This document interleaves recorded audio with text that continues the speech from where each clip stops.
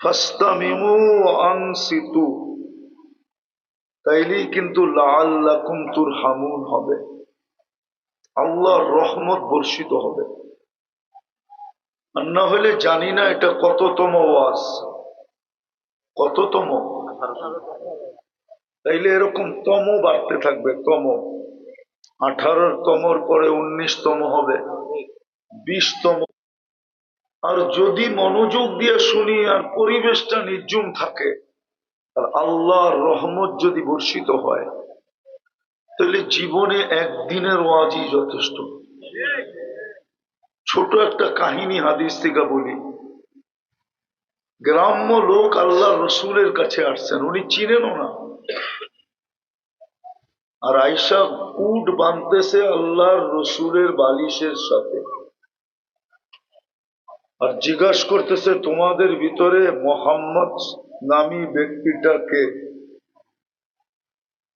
গ্রাম্য মানুষ তো শহরের মানুষকে হার মানায় দেয়, ঠিক না? নাইলে প্রবাদ বাক্য কেন হবে? বিলিস পলিটিক্স বড় খতরনাক, ঠিক না? গ্রাম্য রাজনীতি কিন্তু অনেক কঠিন, ঠিক না? আগের যুগে সাদা সিধা ছিল, আমাদের মা চাচিরা গনতে জানতো না, কুড়ি কুড়ি গনত, 5টা হইলে কইতো 100 হয়েছে, 5 কুড়ি 100, কিন্তু একবারে 100 গনতে পারতেন না। আল্লাহ রসুলকে জিজ্ঞাসা করতেছেন, কথা কিন্তু আমার শুরু হয় নাই, আল্লাহ রসুলকে জিজ্ঞাসা করতেছেন আপনার প্রতিনিধি আমাদের গ্রামে আসছে, আপনি নাকি বলছেন আপনার উপরে ঈমান আনতে হবে? বলছে হ্যাঁ। দ্বিতীয়, আপনি নাকি বলছেন 5 ওয়াক্ত নামাজ পড়তে হবে? আল্লাহ রসুল বলছে হ্যাঁ বালা ওয়ালাকিন আনতা তাওয়া, তুমি নফলও পড়তে পারো। বলছে রমজানে নাকি রোজা রাখতে হবে? বলছে হ্যাঁ, কিন্তু নফল রোজাও রাখতে পারো। বলে যাকাত নাকি দিতে হবে? বলছে হ্যাঁ, কিন্তু তুমি দান খয়রাত সদকাও করতে পারো। জীবনে বলে একবার হজ করতে হবে। কাটা কাটা কথা, কাটা কাটা বোঝেন? আরে না,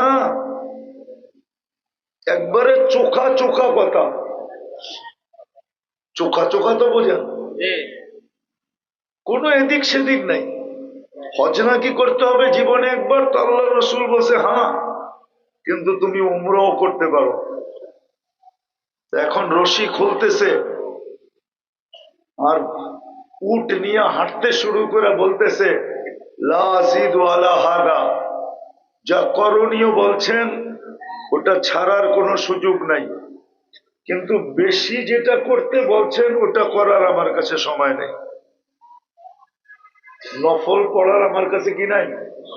সময় নেই বলে হাঁটা শুরু করছেন। আল্লাহ রসুল বলেন যে জান্নাতি লোক যদি দেখতে চাও তাহলে একে দেখো ইনসাদাকা, যদি সে তার কথায় সত্যবাদী হয়ে থাকে তাহলে লোকটা কিন্তু জান্নাতি। এই জন্য আমার কথা শুরু হয় না এখনো।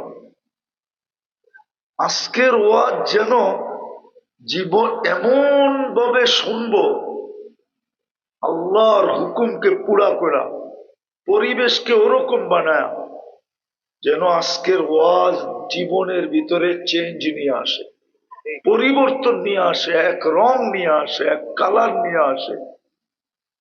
আমি বিশেষ করে যুবকদের পায়ে হাত দিয়ে বলবো, খুব ধ্যানের সাথে শোনো। প্রশ্ন বলতে পারেন, কথা বলার ভঙ্গিও বলতে পারেন, কথা কিন্তু শুরু। প্রশ্নও বলতে পারেন, ভঙ্গিও বলতে পারেন। আমাদের সবার চিন্তা করা উচিত, সবার চিন্তা করা উচিত। কেন উচিত এটাও বলতেছি, কেননা মুসলমান হিসাবে আমরা স্বীকারোক্তি দেই, বিশ্বাস করি যার কাছ থেকে আসছি একদিন তার কাছে চলে যাব। সত্য তো, যেটাকে মৌত বলে। কিন্তু এটাও সত্য, কে কখন যাবে কেউ জানে না, কে কখন যাবে কেউ জানে না। জানার কোনো সিস্টেমই আল্লাহ রাখেন নাই। যদি কোনো সিস্টেম থাকতো তাহলে বিজ্ঞান এত আবিষ্কার দুনিয়াকে উপহার দিল, তাহলে এই মেশিনটাও মনে হয় আবিষ্কার হতো যে লাগায়া বইলা দিবে কে কখন যাবে। বিদায় চলে যেতে হবে, বিদায় একটা জিনিস চিন্তা করা উচিত, চলে যেতে হবে, আবারও বলতেছি। আর সত্য এটাই, যার কাছ থেকে আসছে তার কাছেই যাব। এই জন্যই আল্লাহ ডেলি প্রমাণ দিতেছেন। দুনিয়ায় ডেলি 5 থেকে 6 লক্ষ লোক মারা যায়, আল্লাহ প্রমাণ দিতেছেন।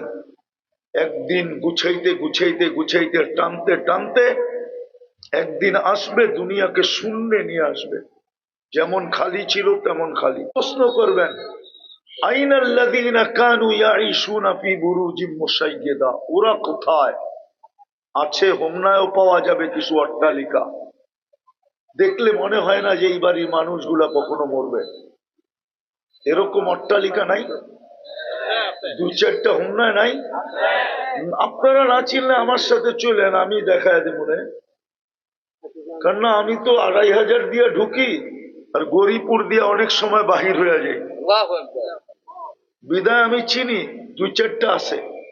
আচ্ছা হোমনা না আছে বাংলাদেশে তো। যুবকরা যদি বহুত ভাবতো তাহলে বলো যুবক তোমাদের পায়ে হাত রাখে, তোমরা সারাদিন নেটে যা দেখো এটা কোনোদিন দেখার সুযোগ হইতো? বলো, আপনারা বলেন না, যুবকরা বলুন, কি বলো, কি যুবক? নেটে সারাদিন যা দেখো, যদি মৌত স্মরণ হইতো, কেননা মরতে তো বেশি সময় লাগে না। আল্লাহ জিজ্ঞেস করবে ওরা কোথায়, যারা অট্টালিকার ভিতরে বাস করত, যারা মৃত্যুকে স্বপ্নে কখনো ভাবতো না। আমারই গাওয়া হতে পারে, আমার উপরেও আল্লাহ সত্যায়িত করতে পারে। তাইলে স্টেজে উঠার আগে একটু ভাবতো, কিন্তু সে ভাবে নাই। এই গান গাওয়া অবস্থায় স্টেজে সে মারা গেছে। আমি আসল কথার দিকে একটু দূরের থেকে নিয়ে যেতেছি, দূরের থেকে নিয়ে যেতেছি। বাবা উচিত আমাদের, যে মৌতকে বিশ্বাস করে তার বাবা উচিত, যে আল্লাহকে রব বইলা স্বীকার করে তার বাবা উচিত, যে মুহাম্মদুর রাসূলুল্লাহ সাল্লাল্লাহু আলাইহি ওয়াসাল্লামকে রসুল বইলা স্বীকার করে তার বাবা উচিত। কেননা উনি তো দেখা ঈসা বলছেন কি, দুঃখ তো এইখানেই, নবী তো চিনি না, নবী তো কোনটাই তো অ্যানালাইসিস নাই, চিন্তা নাই, আমাদের ভাবনা নাই, ভাবি না যে ওনার কারণে কি পাইলাম, ওনার কারণে কি পাইতেছি, ওনার কারণে কিয়ামতের দিন আমরা কি পাবো, কত বড় মর্যাদা মিলল ওনার কারণে। নবীকে তো চিনি না, শুধুই বলি ভালোবাসি, রাগ হয়েন না, শুধু শুধু বলি নবীকে ভালোবাসি। ভালোবাসা এটাকে বলে না যে যুবক নেটে দেখে চুল কাটো, ভালোবাসা এটাকে বলে না। যুবকরা তো নেটে দেখে চুল কাটে। হোমনার যুবকরাও জিজ্ঞেস করেন, রাত্রে নেটের ভিতরে চুলের ডিজাইন দেখতে থাকে, যেটা পছন্দ হয় ওটাকে স্ক্রিনশট দেয়, তারপরে সেলুনে নিয়ে যায়, সেলুনওয়ালা ডিজাইন দেখা তারপরে দাম বলে। এই চুল কাটতে হলে 500 দিতে হবে, এই চুল কাটতে হলে 700 দিতে হবে, এই ডিজাইনে কাটতে হলে 1000 টাকা দিতে হবে। খুশি খুশি কেটে চলে আসে, খুশি খুশি। ও তো কোনোদিন কাটতো না চুল, এই ডিজাইনে কোনোদিন চুল কাটতো না। ও তো যায়া বলতো সেলুনওয়ালাকে, তুই আমার নবীর ডিজাইন জানোস কিনা বল। ও যদি নাও জানতো তো ফোন লাগায় দিত হুজুরকে, যে জিজ্ঞাসা কর হুজুরের কাছে যে আমি যাকে ভালোবাসি তার চুলের ডিজাইন কিরকম ছিল বল আমাকে। সত্য যুবক, পয়সাও বেঁচে যেত, ওই পয়সা দিয়ে তুমি মিষ্টিও খেতে পারতে, আবার কিয়ামতের দিন হাত পাতার সুযোগও হইত। যখন দেখা হইতো তুমি হাত পাততে পারতে, যে আপনার স্টাইলে, আপনার আদলে, আপনার আদর্শে, আপনার ডিজাইনে চুল কাটছি, কি দিবেন দেন না। কতজনই তো আমার চুল দেখা মুস্কি হাঁটছে, কতজনই তো টিটকারি করছে। একটু যুবক বয়সে ফ্যাশন করবি না তো করবি কবে? বুড়া হয়ে গেলে? আমি তো চুল দিয়া ফ্যাশন করি নাই, আমাকে কি দিবেন দেন না। তো যেটা বুঝাইতেছিলাম, চিন্তা করা উচিত, আমাদের চিন্তা করা উচিত। চলেন, রাত্র বাড়তেছে, গুছায় নিয়ে আসি। প্রত্যেকের চিন্তা করা উচিত, আমি আল্লাহর ভোগ করি কতটুকু।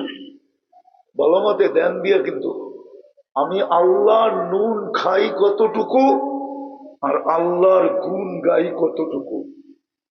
কালকে এই চেহারাটা আল্লাহকে কি করে দেখাবো, এটা হলো আমার বোঝানোর উদ্দেশ্য। আল্লাহর নুন কতটুকু খাই। ও যুবক, একটু ভাবো না, তুমি কতটুকু খাও? নারী ভাবুক না কতটুকু খায়, পুরুষ ভাবুক না কতটুকু খাই, প্রত্যেক ব্যক্তি ভাবুক না কতটুকু খাই আল্লাহর নূর। 24 ঘন্টায় কতটুকু খাই? চলেন দুই একটা দেখাইলে যদি বুঝে আসে। 24 ঘন্টা তো অক্সিজেন নেই 550 লিটার। 24 ঘন্টায় সুস্থ রাখার জন্য তো আল্লাহ কিডনিকে ডায়ালিসিস করেন 36 বার। এত উন্নত দুনিয়া হওয়া সত্ত্বেও ডেলি একবার করতে পারে, তাও 4 ঘন্টা লাগে। আল্লাহ তো ডেলি 36 বার করেন, পার 40 মিনিটে একবার। এখনো কিডনি ডায়ালিসিস হইতেছে, আমারও হইতেছে, আপনারও হইতেছে। 40 মিনিটে কমপ্লিট হবে একবার, আবার নতুন করে 40 মিনিট শেষ হইলে আরেকবার শুরু করবে। 24 ঘন্টায় তো 1,60,000 বার শ্বাস প্রশ্বাস নেই। শুধু শুধু তো জমিন বলে না, জমিন প্রতিদিন বলে আল্লাহ অনুমতি দেন না, কি করবে? এদেরকে পেটে নিয়ে আনিব কেন? বলছে 24 ঘন্টা আপনারটা ভোগ করে, আর 24 ঘন্টা আপনার নাফরমানি করে। 1 মিনিটের জন্য ভাবে না যে এই চেহারাটা কালকে আপনাকে কিভাবে দেখাবে, আমাকে অনুমতি দেন না। জমিন তো বলে ইয়াকুল রিস্কা খাওয়া আসিক, রিজিক আপনার খায় না, ফরমানি আপনার করে, আমাকে অনুমতি দেন না। রিজিক কার খান? কার রিজিক? রিজিক কে দেয়? কাঠটা খাই আমরা। হ্যাঁ, হায় হায় হায়। জমিন বলে ইয়ানজুর বিআইনিকা ওয়া ইয়াসিক, তোমার দেওয়া দৃষ্টি দিয়া দেখে তোমার নাফরমানি করে। ইয়াসমাউ বিউজুনিকা ওয়া ইয়াসিক, আপনার দেওয়া কান দিয়া শুনে, শ্রবণ শক্তি দিয়া শুনে। ও শ্রবণ শক্তি দিছে তো দিছে কে যুবক? কে দিছে? আরে বদিরকে জিজ্ঞাসা করো, ও তো শুনে না, ও তো শুনে না।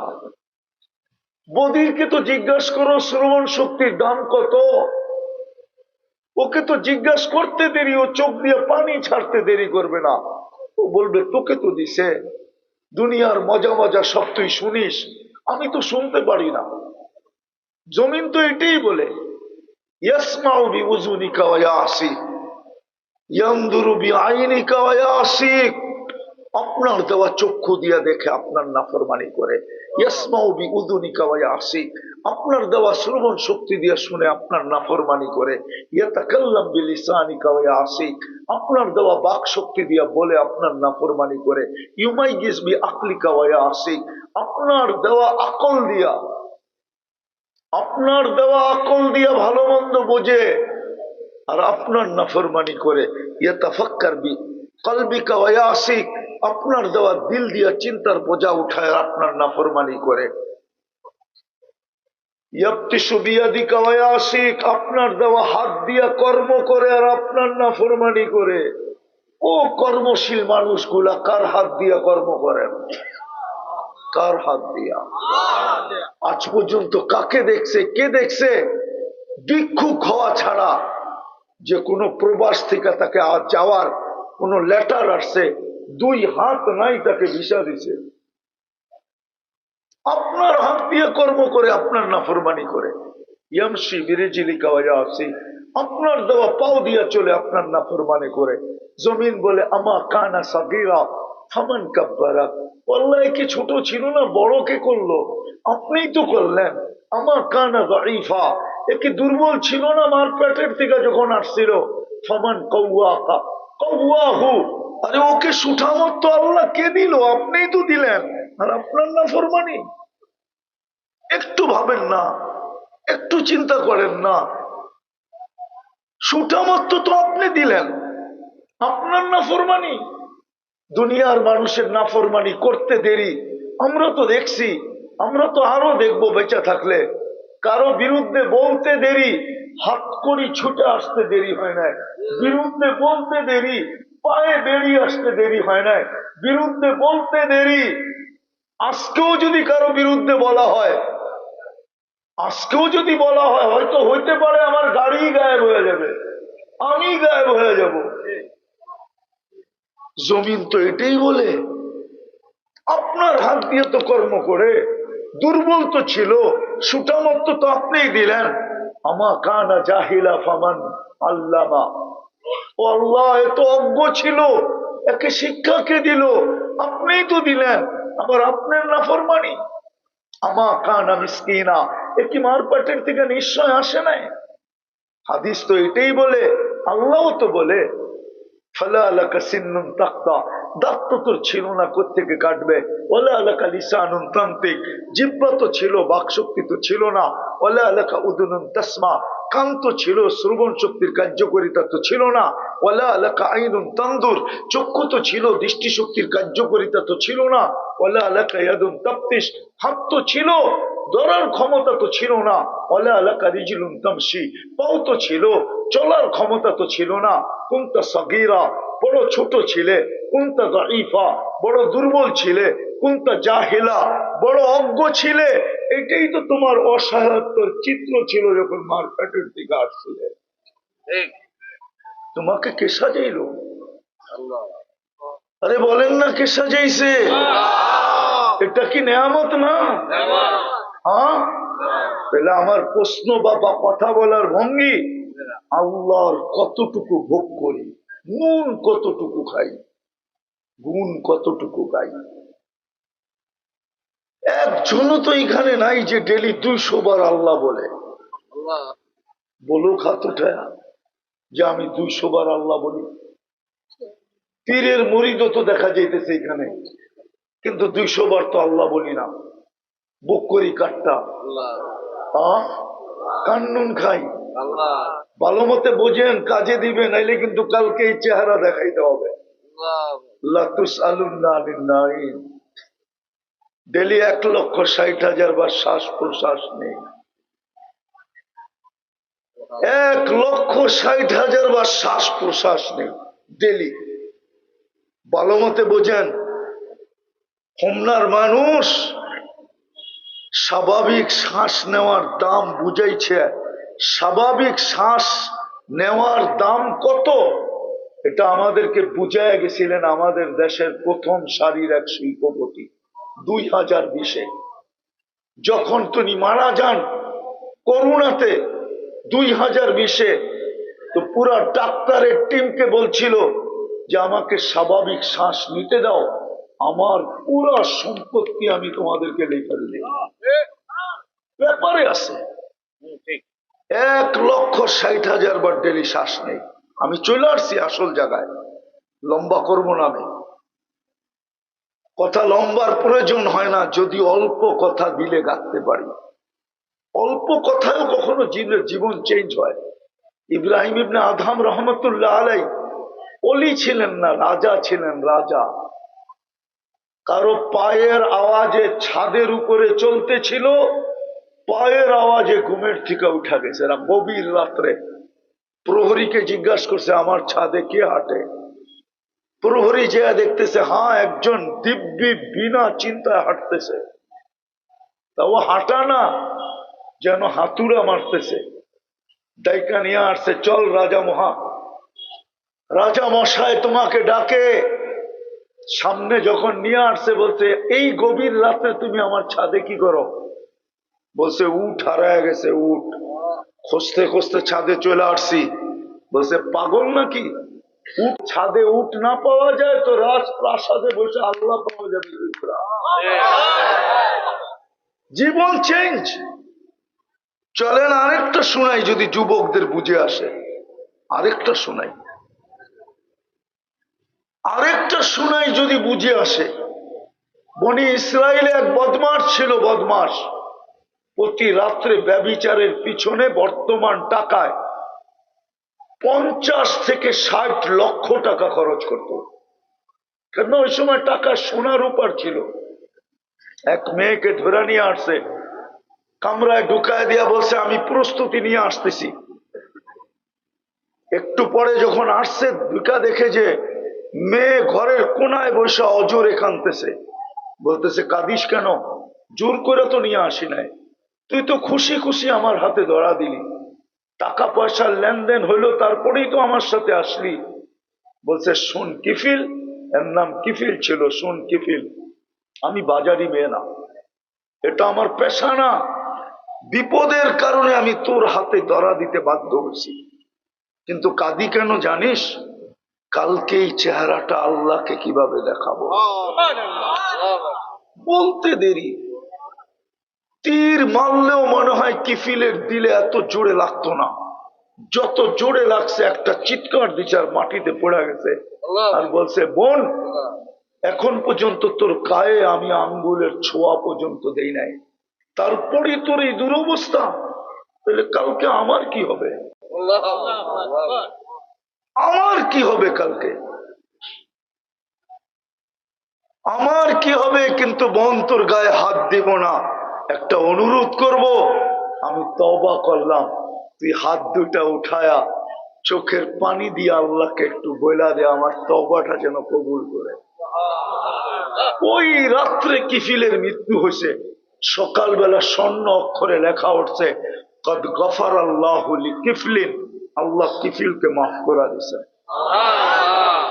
আমিও এই দড়িকান্দির মানুষ, বা বলতে পারেন হোমনার মানুষকে বুঝাইতে চাইতেছি, একটু ভাবেন, একটু চিন্তা করেন। বহুত তো অবধারিত, চলা তো যেতে হবে আল্লাহর কাছে। 24 ঘন্টা আল্লাহর নুন কতটুকু খাই, গুণ কতটুকু খাই, কালকে এই চেহারাটা আল্লাহকে কি করে দেখাবো? হুকুম তো ছিল আমার গুণ গাও, হুকুম তো ছিল, হুকুম তো ছিল আহসিন কামা আহসান আল্লাহু ইলাইক, হুকুম তো ছিল ওমা জাযাউল ইহসান ইল্লাল ইহসান, হুকুম তো ছিল ওয়া আম্মা বিনি'মাতি রাব্বিকা ফাহাদ্দিস, হুকুম তো ছিল। কিন্তু কতটুকু ভাবি? কেউ তো কারো কাজে দিবে না। সত্য এটাই, যদি কাজে দিত তাহলে কোরআন এতগুলা চিত্র আমাদেরকে উঠাই দেন না। সব বাদেই দিলাম, এক কবর আমাকে বারবার কাঁদাইতো না। আবু তালেবের কবর আমি যতবার দেখছি ততবারই চোখে পানি আসছে। শুধু এক আফসোস কাঁদাইতো, এক আফসোস। আবু তালেবের নাম নিল চোখে পানি চলে আসে। শুধু এক আফসোস আমাকে কাঁদায়, এক আফসোস, যে ওই রসুলের চাচা সমগ্র সৃষ্টির আগে তাকাইলে ওলামা মানবে কি মানবে না জানি না, বলেই ফেলি, ঠিক না?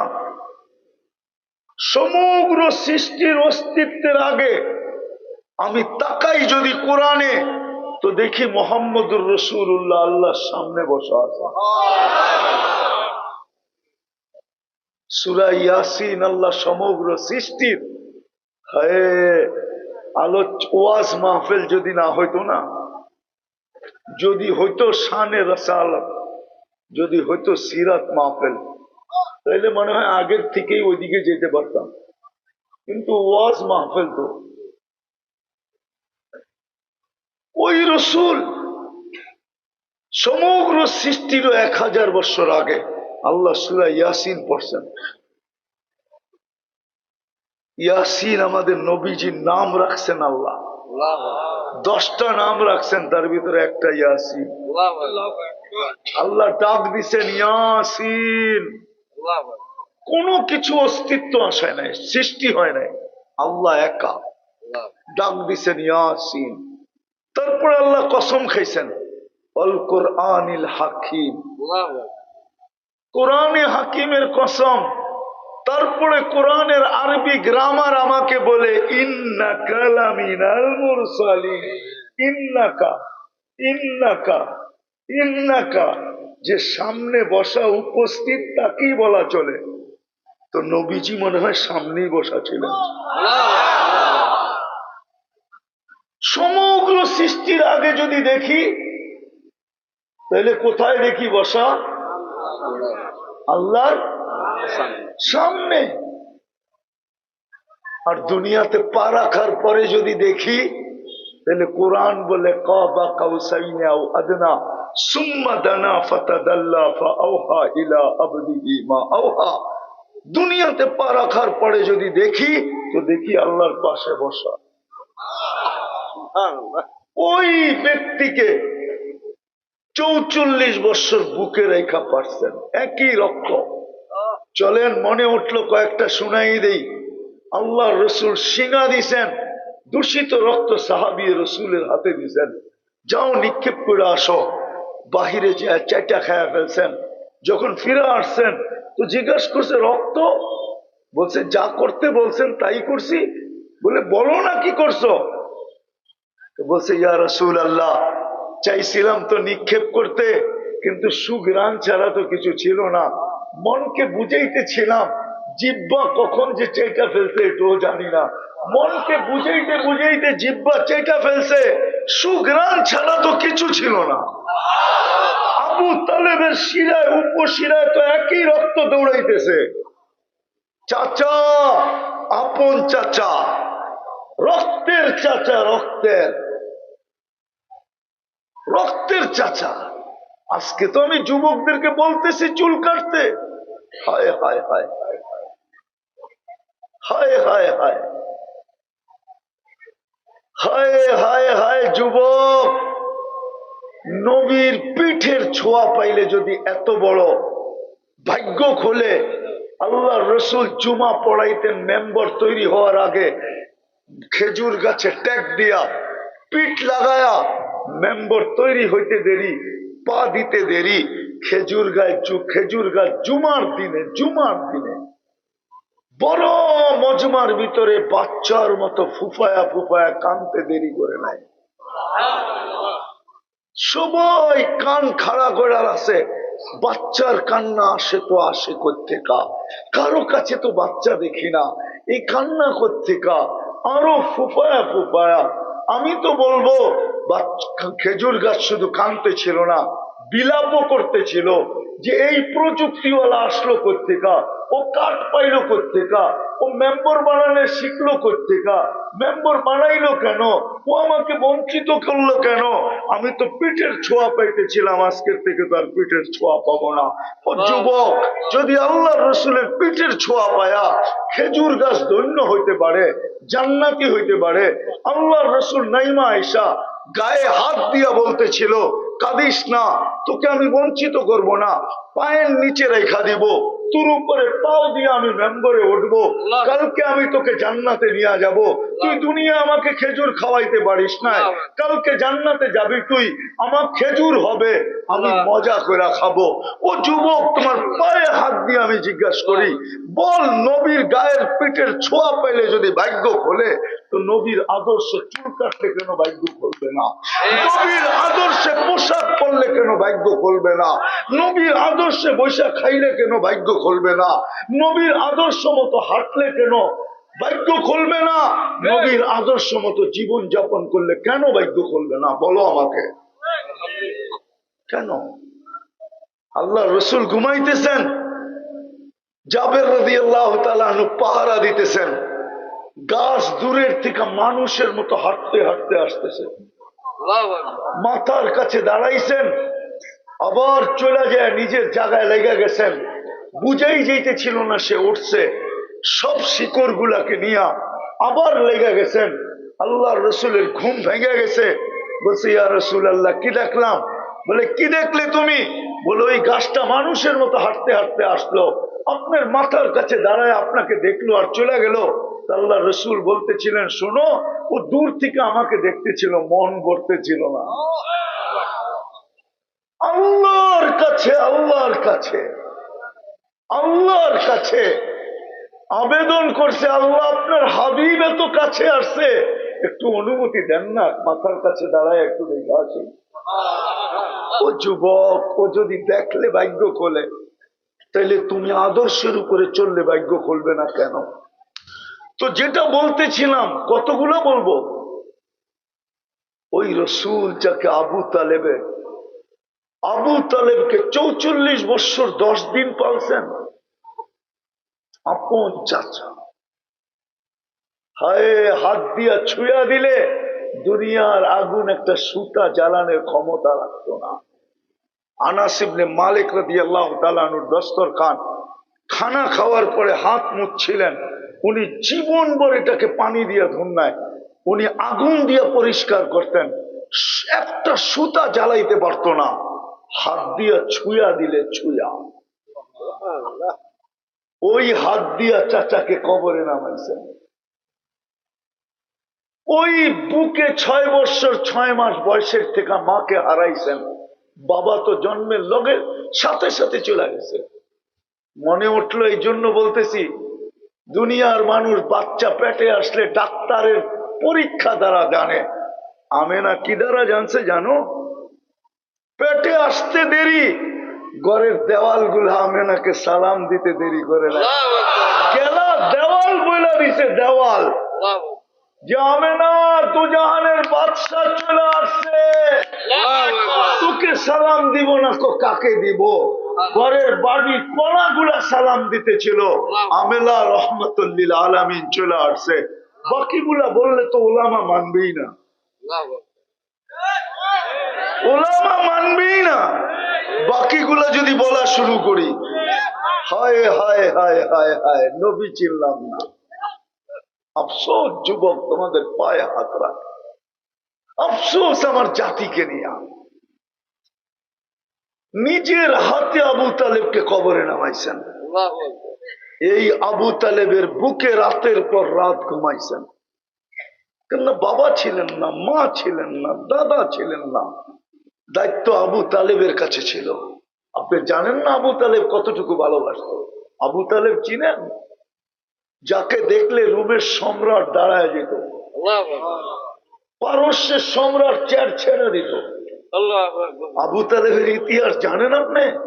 যার দিকে আঙ্গুল উঠাইলে পাঞ্জার থেকে আঙ্গুল অটোমেটিক পৃথক হয়ে যেত। উনি 5 বছর অবরুদ্ধ জীবন কাটাইছেন বাতিজার জন্য। আবু তালেবকে অবরুদ্ধ করবে এরকম মানুষই তো দুনিয়াতে জন্ম নেয় নাই। মক্কা তো দূরের কথা, দুনিয়ায় ছিল না যে আবু তালেবকে অবরুদ্ধ করবে। আপনি আবু তালেবের ইতিহাস পড়ে দেখেন ভালো মতে, বাংলাটা পড়লে হবে না, উর্দু পড়লে হবে না, আরবিটা পড়েন, তারপরে বুঝবেন আবু তালেব ছিল কে। দুনিয়ার এমন কিছু ছিল না আবু তালেবের কাছে না ছিল। হ্যাঁ হ্যাঁ হ্যাঁ হ্যাঁ, যেমন সুদর্শন চেহারা, যেমন বলিয়ান শরীর, সর্দার, যার সামনে কারো যতদিন পর্যন্ত আবু তালেব ছিল কণ্ঠনালীতে রু বাহির না হয়ে গেছে, ওই মুহূর্ত পর্যন্ত আল্লাহ রসুলকে শারীরিক কষ্ট দেওয়ার সাহস মক্কার জমিনে কেউ করে নাই। উঠান ইতিহাস, ছোট একটা পাথরের কণা দিও না, সবাই জানতো আমি যদি পাথর নিক্ষেপ করলাম তা আবু তালেব পাথরের জবাব ইট দিয়া দিবে না। আবু তালেব তো বলবে এই পাথর কোন পাহাড়ের, এটা আগে বাকির কর, উঠা পাহাড়, মার ওর মাথার উপরে, আমার কলিজার টুকরা বাতিজার উপরে পাথর। এই জন্যই তো সকালবেলা মারা গেছে আবু তালেব, দুপুরে যখন হেরেমে ঢুকছেন তো কাপেররা চতুর্দিক থেকে ভাঙ্গা পড়ছিল, তখনই আল্লাহ রসুল চিৎকার দিছিলেন, আম্মি আম্মি আম্মি, চাচা চাচা চাচা। সকালে তুমি দুনিয়ার থেকে চলে গেলা, দুপুর মাত্র হলো চাচা, একটু কবর থেকে উঠা, যেন তাখাইয়ুল বলতেছি আমি, ধারণা আমার, যে বলতেছিল, নাহলে আম্মি আম্মি কেন বলবেন? চাচা চাচা, কবর থেকে উঠা দেখা যাও তোমার বাতিজার দুর্দশা। এতদিন পর্যন্ত তো কারো সাহস ছিল না। ওই রাসূলুল্লাহকে যে জায়গা দেয় বুকে, ওনার কবর দেখলে আজকে আমার চোখে পানি আসে, কেননা পরিচয় চলবে না। হোমনার মানুষ, আমি কথা গুছায় নিয়ে আসি। 24 ঘন্টা আল্লাহ নুন খাই, কতটুকু গুণ গাই, কালকে এই চেহারাটা কিভাবে দেখাবো বলেন? যে রসুলের কারণে সবকিছু পাইলাম। ও হোমনার মানুষ, এক রাত্র 83 বৎসর কার কারণে পাইলেন? আরে বলেন না, কার কারণে পাইলেন? কার কারণে পাইলেন? এক রাত্র কত বৎসর? 10 রাত্র 10 83 বৎসর। কার কারণে পাইলেন? শ্রেষ্ঠ উম্মতের মুকুট কার কারণে পাইলেন? আল্লাহর কুদরতি হাতে বাছাই কার কারণে হইলেন? কার কারণে বলেন না? আরে কার কারণে হইলেন বলেন না? বলেন আমার সাথে, মুহাম্মাদুর মুহাম্মাদুর মুহাম্মদ সাল্লাল্লাহু আলাইহি ওয়াসাল্লাম বলা বেয়াদবি। মালিকি মুসাবে মুহাম্মদ সাল্লাল্লাহু আলাইহি ওয়াসাল্লাম বলা মালিকি মুসাবে বেয়াদবি। এই জন্য বেয়াদবি যে আল্লাহ বন্ধুকে ডাইরেক্ট নাম নিয়ে কোনোদিন ডাকেন নাই, কোনোদিন ডাইরেক্ট নাম নিয়ে ডাকেন নাই। হয়তো আপনি বলবেন রসুল্লাহ, কি রসুল্লাহ সাল্লাল্লাহু আলাইহি ওয়াসাল্লাম, কিন্তু কোন ওলামা আমাকে প্রশ্ন করতে পারে, রসুল তো 313 জন, আমিও বলি রসুল 313 জন, কিন্তু এই শব্দটা কারো জন্য ব্যবহৃত হয় নাই। ওই শব্দটা দুনিয়া ওই দিন জানছে যেই দিন মুহাম্মাদুর রাসূলুল্লাহ দুনিয়াতে আসছে।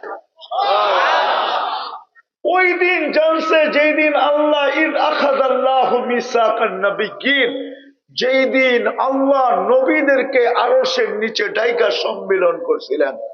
ওই সম্মেলনে বক্তা ছিলেন আল্লাহ, আলোচ্য বিষয় ছিল শানে মুহাম্মাদুর রাসূলুল্লাহ।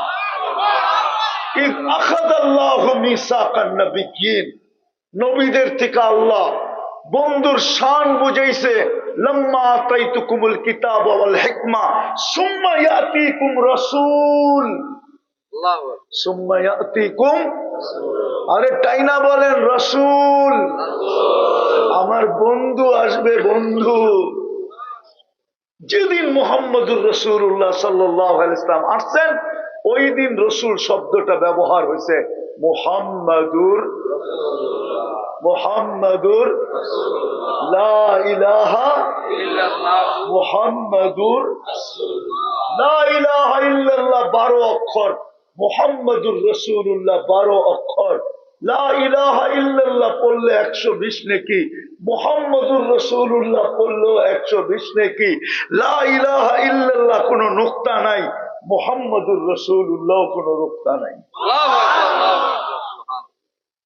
মুহাম্মাদুর রাসূলুল্লাহ, এই জন্য মুহাম্মদ সাল্লাল্লাহু আলাইহি ওয়াসাল্লাম বলা মালিক রহমতুল্লাহ আলাইহি বলেন বেয়াদবি। বললে কি বলবেন? মুহাম্মাদুর অথবা রাসূলুল্লাহ সাল্লাল্লাহু আলাইহি ওয়াসাল্লাম। মুহাম্মদ আল্লাহ কোনদিন বন্ধুকে ডাকেন নাই। আল্লাহ তো বন্ধুকে ডাকছেন নাম রাইখা ডাকছেন, এই নামে ডাকেন নাই। অথবা ইয়া আইয়ুহার রাসূল, অথবা মুসাম্মিল, মুদ্দাসসির, একইভাবে আল্লাহ বন্ধুকে ডাকছেন। তো যেটা বুঝাইতেছিলাম মেরে দোস্ত, যে রসুলের কারণে সবকিছু পাইলাম, বলেন ওনার ইজ্জত কতটুকু রাখলাম বলেন? তাইলে তো আমাকে যোগ বিয়োগ আমি এরকম ফেল করি না, আমি তো যোগ বিয়োগ মিলে না আমার। যে হাজি দাড়ি ছাড়া মদিনা মুনাব্বারা যায় কি করা? ও কি একটুও ভাবে না আমি রওজার সামনে দাঁড়াইলে রসুল আমাকে দেখবে? রওজার থেকে তো উলামা বলুক, রওজার সামনে দাঁড়াইলে দেখে না সালাম দিলে জবাব দেয় কি দেয় না? ও একটুও ভাবলো না যে আমি রওজার সামনে দাঁড়াবো, আমার তো দাড়ি নাই। ও দাড়ি ছাড়া রওজার সামনে যায় তো যায় কি করে? আমাকে বুঝান কি করে যায়, কি করে যায়? যে রসুল যদি দেখলো আর মুখ ফিরে আনিল, তাহলে আমার কি হবে? আয়াত তো লেখা আছে রওজার উপরে, ওয়ালাউ আন্নাহুম ইযযালামু আনফুসাহুম। আপনার উম্মত যদি গুনাহ করতে করতে কোন পর্বে লজ্জিত হয় আর আপনার এখানে চলে আসে, সুম্মা জাউকা ওয়াস্তাগফিরুল্লাহ, আর আমার কাছে মাপ চাইলো, ওয়াস্তাগফারা লাহুর রাসূল, আমি তো ওর দিকে দেখবো না, ওর গুনার দিকে দেখবো না যে ওর গুনাহ কত, ও কি কি গুনাহ করলো, আমি এটার দিকে দেখবো না। আমি তো বন্ধু আপনার দিকে দেখবো, আপনার পক্ষে না বিরুদ্ধে। আপনার পক্ষে হইতে দেরি, আমি মাফ করতে দেরি করবো। তো দাড়ি ছাড়া দাঁড়াইলো কি করে? আরেকটা বুঝান আমাকে, হাজি হজের থেকে এসে দাড়ি কাটে কি করে? ওর কি একবারও মনে জাগে না যে এই চেহারাটা তো মোহাম্মদুর রাসূলুল্লাহ দেখছে? অথচ সাহাবী রাসূল তো দোয়া করতেছেন, দুনিয়ার থেকে চলে যাওয়ার খবর পাইতে দেরি, হাত উঠায় বলতে দেরি করেন না, আল্লাহ চক্ষুটা নিয়ে যান। আরে কেন? আজকের পরে আর দুনিয়ার কাউকে দেখতে চাই না। যেই চক্ষু মুহাম্মদুর রাসূলুল্লাহকে দেখছে, ওই সাল্লাল্লাহু আলাইহি ওয়াসাল্লাম, ওই চোখ ওনার পরে আর কাউকে দেখতে চায় না। যেমন দোয়া তেমন কবুল, সাথে সাথে অন্ধ হয়ে গেছে। আজকে ওনার কারণে কিনা পাইছি বলেন? ওই রসুলের আদর্শ মানি কতটুকু? বিদায় শেষ জায়গায় চলে আসছি। আসেন, যদি বুঝে আইসা থাকে, কণ্ঠনালীতে পূর্ব মুহূর্ত পর্যন্ত সুযোগ আছে, চলেন, আজকেও সুযোগ আছে। আমার কথা এখন ডাইরেক্ট চাইতেছে, কেননা আল্লাহ এখন আমাদের দুনিয়ার ছাদে, প্রথম আকাশে। এখন রাতের 3 ভাগের 1 ভাগ অনেক আগে অতিবাহিত হয়ে গেছে, 11:40 বাজতে চলছে। আল্লাহ প্রথম আকাশে ডাকতেছে, তাও বন্ধুর কারণে। ওলামা বলুক, নিয়ে আসেন না বাংলাদেশের সমস্ত ওলামা। আমি প্রশ্ন করি, কোন ওলামা বলতে পারবে না কোন উম্মতকে আল্লাহ রাত্রে আইসা ডাকছেন? কিন্তু বন্ধুর কারণে। কেননা বন্ধুকে বলছে আপনাকে লজ্জিত করব না। বন্ধু যদি উম্মতের গুনাহ দেখে তাহলে বন্ধু লজ্জা পাবে। এই জন্য আগেই যেন বন্ধু লজ্জা না পায়, আল্লাহ নিচে আইসা রাত্রে ঘুমের থেকে ডাইকা ডাইকা নিয়ে মাফ করতেছে। তাই মাফ চাইতে দেরি, আমি মাফ করতে দেরি করব না। আয় না, এখন ডাকতেছেন। যদি বুঝে আইসা থাকে আমার কথা, চলেন আল্লাহর কাছে এখন তওবা করি। করবেন? করবেন? কে কে করবেন দেখি? মনের থিকা হইতে হবে, মনের থিকা। যুবকরা কি বলে, মনের থিকা তো না মুখের থিকা? তাইলে বইলা দেন, আল্লাহ অতীত থেকে তওবা করলাম। বলেন বলেন, আল্লাহ অতীত থেকে তওবা করলাম। আপনি আমাদের তওবা কবুল করেন, আমাদের গুনাহ মাফ করে দেন। নামান আজকের মতো আপনি নিষ্পাপ, কসম খোদা আপনি নিষ্পাপ, কোন গুনাহ আপনার নাই। একটা অভ্যাস আজকের থেকে করেন। যুবক, তোমাদের পায়ে হাত দিয়া বলি, সারাদিন যা করো আর না করো, ঘুমানোর সময় শুধু হাত দুটা উঠায় বলো, তোমরা তো 12টা 1টার আগে ঘুমাও না, 2টার আগে ঘুমাও না, 3টার আগে ঘুমাও না। চোখ যতক্ষণ পর্যন্ত তোমাদেরকে বাধ্য না করে তোমরা ঘুমাও না, ফেসবুকে দেখতে থাকো, নাইলে ইন্টারনেট দেখতে থাকো, নাইলে এক এক জগতে করতে থাকো।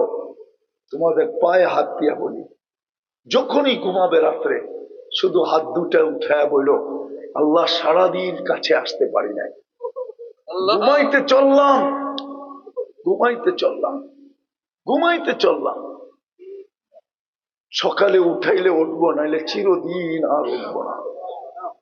পরশুদিন আমি সিলেটে ছিলাম, গতকালকে আমি খুলনায় ছিলাম। আমার এক ঘনিষ্ঠ লোক ইংল্যান্ডে থাকে, মৌলানা, ওনার ভাইও মৌলানা, সবাই মৌলানা। বরং ওনাদের ভগ্নিপতি একজন আছে, ওকে বাংলাদেশের দরকার মেডেল দেওয়া। এই পর্যন্ত 120টা ইংলিশে কিতাব লিখছে।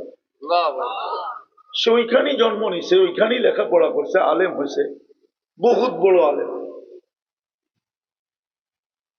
তো তার ভাই মেয়ে 12 বছর, 12 মেয়ে ঘুমাইছে, ঘুমের ভিতরে মারা গেছে। আজকে 3 সপ্তাহ হয়ে গেছে, লাশ চেকিং চলতেছে, এখনো দেয় নাই হাসপাতাল, ফেরত দেয় নাই, চেক করতেছে কেন ঘুমের ভিতরে মারা গেল, কি কারণে মারা গেল। ও যুবক, তুমি যে ঘুমাইলা, হইতেও তো পারে ঘুমের ভিতরে চলে গেল, আর কোনোদিন উঠলা না। তোমাদের পায়ে হাত দিয়ে বলি, এই অভ্যাসটা করো। আপনাদেরও পায়ে হাত দিয়ে বলি, আমার জাতিকে আমি বলতে চাই, মিডিয়ার মাধ্যমে কমসে কম ঘুমানোর আগে সারাদিন যদিও দূরে থাকেন, আল্লাহর কাছে আসা হয় না, আল্লাহকে ডাকা হয় না, খোদার ওয়াস্তে উজুও করতে হবে না, জায়নামাজও বিছাইতে হবে না, শুধু হাত দুটো উঠায় বলবেন, মালিক সারাদিন আসতে পারি নাই, ঘুম এখন বসে থাকার অনুমতি দেয় না, আমি ঘুমায় যাব, সকালে উঠাইলে উঠবো, নাইলে কোনোদিন উঠবো না। ও মালিক, ও মালিক, আমি কিন্তু তওবা করে ঘুমাইলাম। পারবেন? হ্যাঁ পারবেন তো? কে কে পারবেন দেখি? নামাজ সর্বশেষ 2 সমাধান এক জিনিসে হয়ে যাবে, আল্লাহর সমাধানও হয়ে যাবে, মুহাম্মদুর রাসূলুল্লাহ ইজ্জতেরও সমাধান হয়ে যাবে এক জিনিস দ্বারা।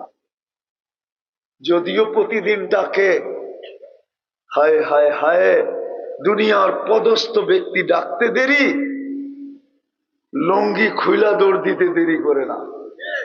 আমরা দেখছি, এখনো দেখি, এখনো দেখি পিচ পিচ ঘুরতে থাকে সামান্য একটা পদ পাওয়ার জন্য, সামান্য একটা পদের জন্য, অথচ ডেলি 5 বার আল্লাহ ডাকে। কে?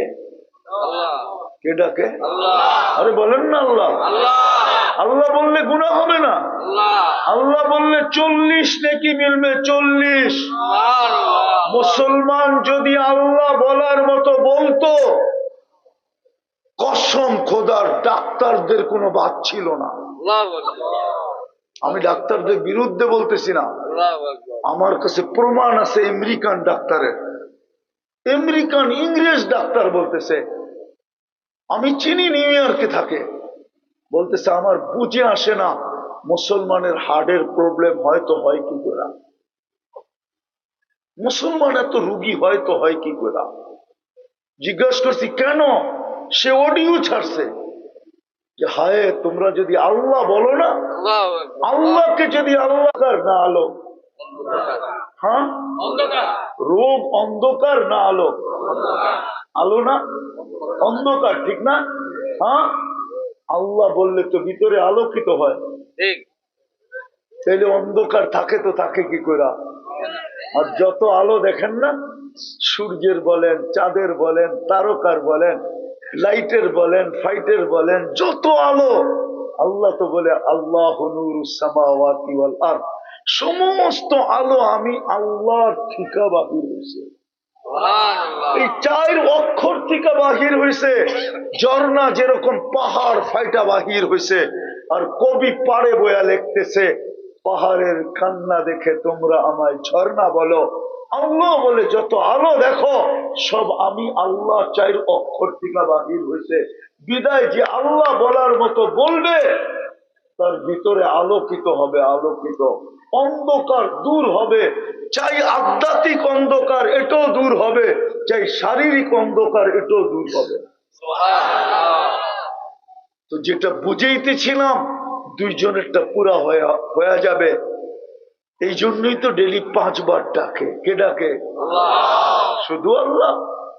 শুধু আল্লাহ তো ডাকে না, সাথে সাথে তো রহমানও ডাকে, রহিমও ডাকে, মালিকও ডাকে, কুদ্দুসও ডাকে, সালামও ডাকে, মুমিনও ডাকে, মুহাইমিনও ডাকে, আজিজও ডাকে, জব্বারও ডাকে, মুতাকাব্বিরুল খালিকুল বারিউল মুসাব্বিরুল গফফারুল কাহ্হারুল ওয়াহ্হাবুর রাজ্জাকুল ফাত্তাহুল আলিমুল কাবিদুল বাসিতুল খাফিদুর রাফিউল মুইজ্জুল মুদিল্লুস সামিউল বাসীরুল হাকামুল আদলুল লতীফুল খবীরুল হালিমুল আযীমুল গফুরুশ শাকুরুল আলিয়ুল কবীরুল হাফিজুল মুকিতুল হাসিবুল জলিলুল করিমুল রকিবুল মুজিবুল ওয়াসি আল হাকিমুল ওয়াদুদুল মজিদুল বাঈসুশ শাহীদুল হকুল ওয়াকিলুল কবিয়ুল মতিনুল ওয়ালিয়ুল হামিদুল মুসি আল মুবদি আল মুঈদ আল মুহয়ি আল মুমীত আল হাইয়্যু আল কাইয়্যুম আল ওয়াজিদ আল মাজিদ আল ওয়াহিদ আল আহাদ আল সামাদ আল কাদির আল মুক্তাদির আল মুকদ্দম আল মুআখ্খার আল আউয়াল ওয়াল আখির আল যাহির ওয়াল বাতিন আল ওয়ালি আল মুতাওয়ালি আল বাররু التواب المنتقم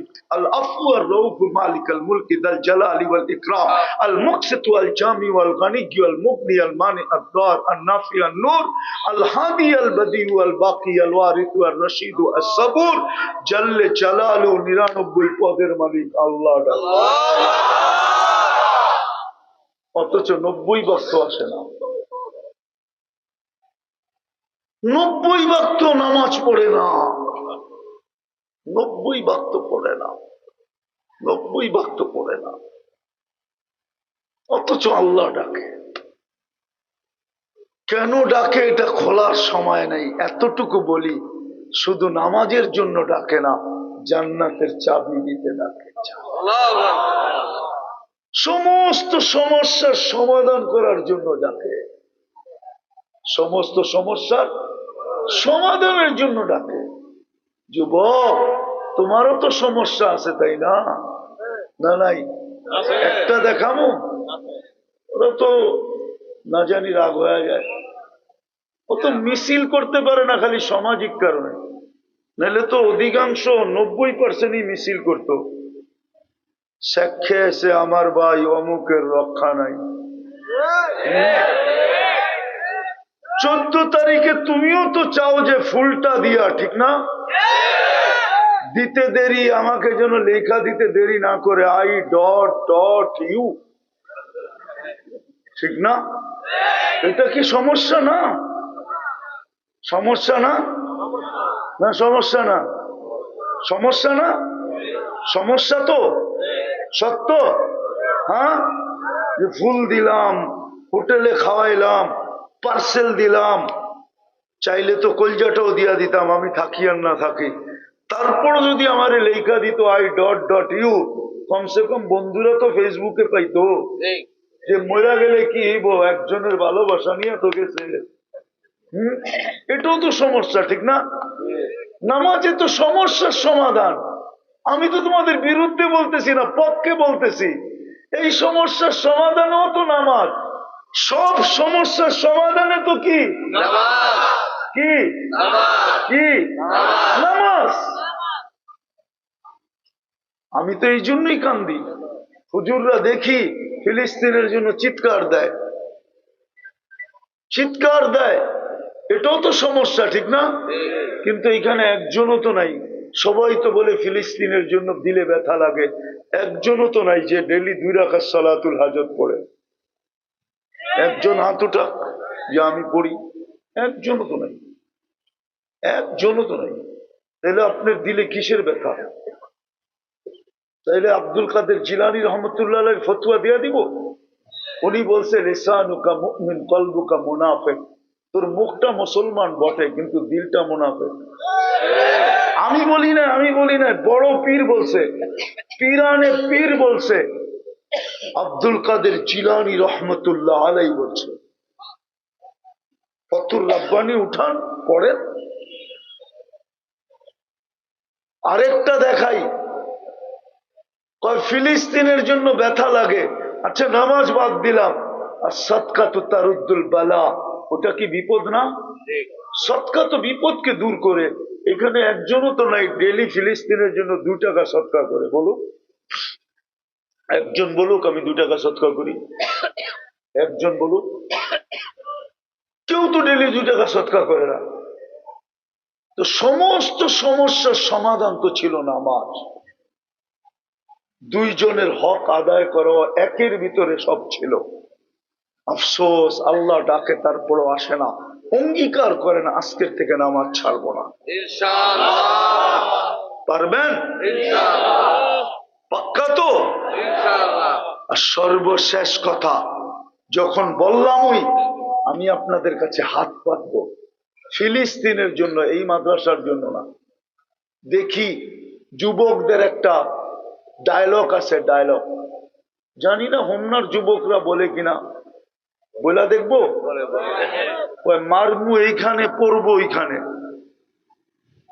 মারমু এইখানে পড়বো না, এরা অন্যটা বলে, আমি একটু ঘুরায় বললাম মারমু এইখানে পড়বো।